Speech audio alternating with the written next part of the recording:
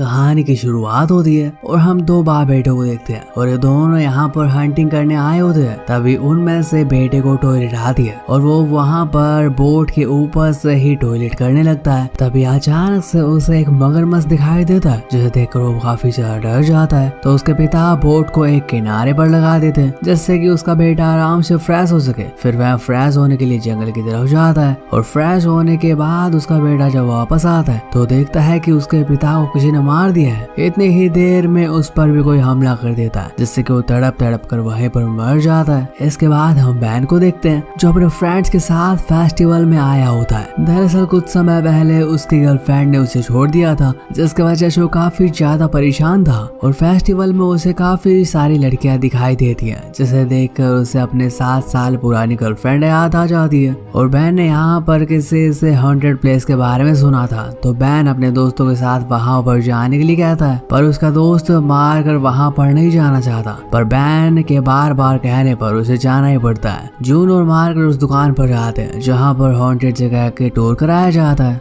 लेकिन उस दुकान का मालिक उन्हें बताता है कि अब वो टूर नहीं करवाते क्योंकि वहाँ पर जाना खतरे से खाली नहीं है, क्योंकि जो भी वहाँ पर जाता है वो वहाँ से वापस नहीं आता। लेकिन बैन के बार बार कहने के बाद दुकानदार उसे दुकान पर भेज देता है जो कि वहाँ का टूर करवाता था। और दोनों उस दुकान पर जाते हैं और दोनों उस दुकान के ओनर के पास जाते हैं जिसका नाम शॉन होता है। और ये दुकानदार अभी भी वो टूर करवाता था इसलिए वे दोनों काफी ज्यादा खुश हो जाते हैं। और यहाँ पर बहुत सारी खूबसूरत लड़कियां भी दिखती हैं और उनमें से दो का नाम मिस्टी और जैना होता है। असल में दोनों लड़कियां भी डायरेक्टर डक के साथ वहां पर जा रही होती है और अब वे दोनों वहां का टिकट ले लेते हैं और टूर बस में अंदर जाकर बैठ जाते हैं। और वहां पर उन्हें और भी बहुत सारे लोग मिलते हैं जो कि उस 100 प्लेस पर जाना चाहते थे। तभी वहां पर जिम और उसकी पत्नी शैनन दिखते हैं और एक लेडी भी वहां पर जा रही होती है जिसका नाम मैरी होता है। और ऐसे ही वो ड्राइवर के साथ बातें करते करते दलदल के पास पहुंच जाते हैं और आगे का रास्ता वो बोट से तय करने वाले होते हैं। और सोन सबको बोट पर जाकर बैठने के लिए कहता है और सोन बोट को स्टार्ट करता है। तभी एक आदमी जोर जोर से आवाज लगाता है लेकिन ये लोग उसे पागल समझते हैं और ये सब बोट स्टार्ट करके आगे बढ़ने लगते हैं। और सोन उन्हें डराने की भी कोशिश करता है और सभी एंजॉय करते करते आगे बढ़ते हैं। और कुछ दूर जाने के बाद दलदल के किनारे उन्हें एक घर दिखाई देता है और सोन बताता है कि यह घर विक्टर करोली का है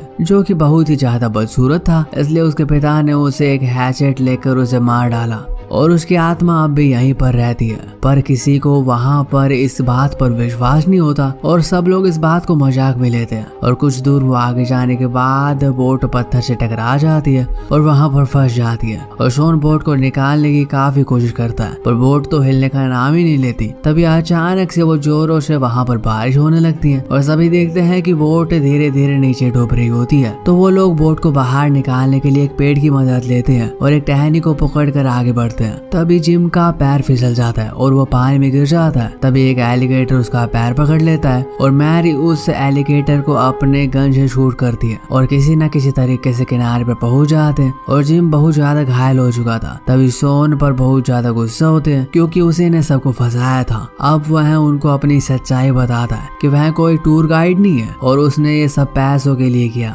और वहाँ उसके भाई ने इसे बेचा है। और फिर वह मैरी से कहता है कि तुम्हारे पास गन कहाँ से आई, क्योंकि टूर में गन अलाउ नहीं है। और वह बताती है कि कुछ दिन पहले उसका भाई और उसका पिता एलिगेटर पकड़ने के लिए आए थे और वापस नहीं लौटे। और इससे हमें पता चलता है कि मूवी की स्टार्टिंग में हमने जिसे देखा था वो मैरी का भाई और उसके पिता था और उनको ढूंढने के लिए वह आई हुई थी और वह सब यहीं रुकने का फैसला करते हैं। तभी मैरी उन्हें बताती है कि यहाँ पर विक्टर करोली का घर भी है जो यहाँ पर आए हुए लोगों को मार देता है। और मैरी उन्हें पूरी कहानी बताती है कि विक्टर शुरू से ही काफी ज्यादा बदसूरत था, इसलिए उसका डैड थॉमस उसे जरा भी पसंद नहीं करते थे और सभी लोग उसे छुपा कर रखते थे। और थॉमस उसे बहुत ज्यादा प्यार भी करता था लेकिन सभी लोग उसे बहुत ज्यादा चिढ़ाते थे, इसलिए वे दोनों जंगल में रहते थे। तो एक बार थॉमस जंगल में गया हुआ था तो कुछ बच्चे वहाँ पर विक्टर को परेशान करते हैं और बच्चे वहाँ पर पटाखे जलाते हैं और विक्टर के घर में फेंक देते हैं ताकि विक्टर घर से बाहर निकल जाए। और घर में अचानक से आग लग जाती है। तभी थॉमस घर पर आता है और दरवाजे को एक हैचेट से तोड़ने की कोशिश करता है लेकिन दरवाजे की दूसरी ओर विक्टर खड़ा था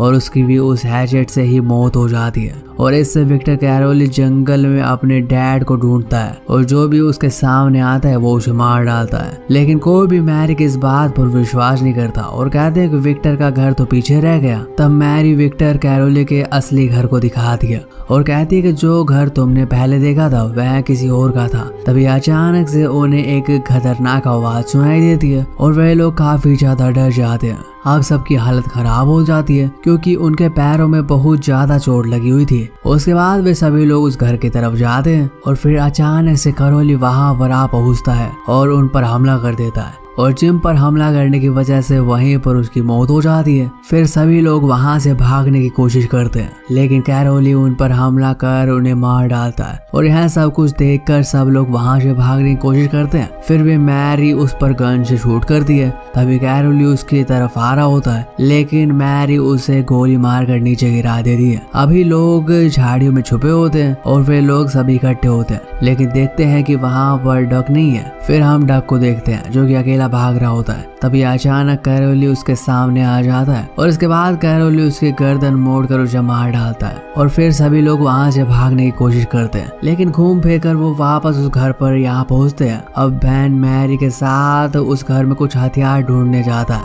और वहां जाते ही वो 2 डेड बॉडीज को देखते हैं और वहां पर उसके पिता और उसके भाई की डेड बॉडीज थी और मैरी उन दोनों की डेड बॉडीज देखकर डर जाती है और जोर जोर से रोने लगती है। तभी उन्हें पास वाली झाड़ियों में कुछ आवाज सुनाई देती है और मारकर हिम्मत कर झाड़ियों के पास जाता है जहाँ पर उन्हें एक जंगली जानवर का एक छोटा सा बच्चा दिखाई देता है। तभी वे लोग राहत की सांस लेते हैं क्योंकि वे लोग काफी डरे हुए थे। वहाँ पर कैरोली आ जाता है। तभी वहाँ पर जैना को पकड़ लेता है और मशीन लेकर जैना के मुंह पर चलाने लगता है और जैना की इससे वहीं पर मौत हो जाती है। और फिर मैरी को ये सब देखकर काफी ज्यादा गुस्सा आ जाता है और वो फिर उस पर अटैक करने लगती है। फिर कैरोली नीचे गिर जाता है और मैरी को खींचकर वहां से दूर लेकर जाता है। तभी सोन कैरोली पर हमला कर देता है और अब कैरोली काफी ज्यादा गुस्से में था। फिर वह सोन का सिर धड़ से अलग कर उसे मार डालता है और फिर हम देखते हैं कि जैना अभी जिंदा है और पर कैरोली उसे जिंदा देखकर उसे तभी मार डालता है। और फिर जैन कहता है कि शायद ही हम यहाँ से जिंदा बचकर वापस जा पाए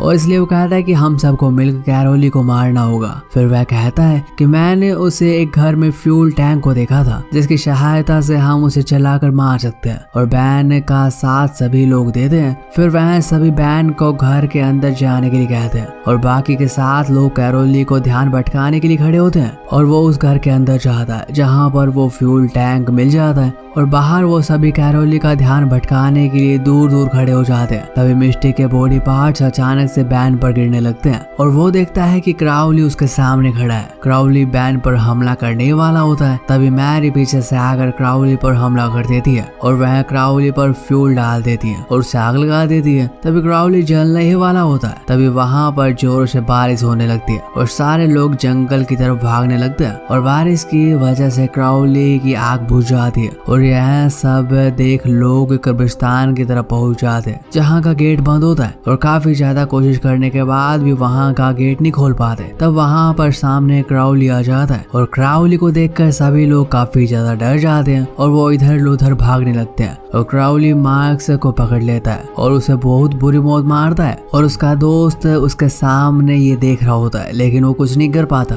तभी मैरी बैन को लेकर कब्रिस्तान से बाहर आने की कोशिश करती है लेकिन क्राउली उस गेट का सरिया निकाल कर बैन की तरफ फेंकता है और वह सरिया सीधा जाकर बैन के पैर में जा चुभता है और क्राउली उसको मारने के लिए उसकी तरफ भागता है और वह सरियों को किसी तरह मोड़ देता है और वह सरिया क्राउली की गर्दन में घुस जाता है और वह दोनों यहाँ से भाग जाते हैं। कुछ देर भागने के बाद वो बोट दिखाई देती है और बोट को देखकर वो काफी ज्यादा खुश होते हैं और वहाँ से भागने लगते हैं और कुछ देर बाद आगे बढ़ने के बाद वहाँ पर पानी उन्हें अंदर की तरफ खींच लेता है। दरअसल वो और कोई नहीं बल्कि क्राउली होता है। तभी मैरी को बैन का हाथ दिखाई देता है और वो बैन का हाथ पकड़कर उसे ऊपर आती है। तभी वो देखती है कि क्राउली ने बैन का हाथ उखाड़ रखा है और क्राउली मैरी का हाथ पकड़ लेता है। तो इसी तरह से हमें मूवी खत्म दिखाई जाती है। तो दोस्तों उम्मीद करता हूँ कि आपको मूवी एक्सप्लेनेशन पसंद आई होगी और ऐसे ही एक्सप्लेनेशन के लिए चैनल को सब्सक्राइब जरूर कर लें। फिर मिलते हैं फिल्म सिंबल की एक और नई वीडियो के साथ।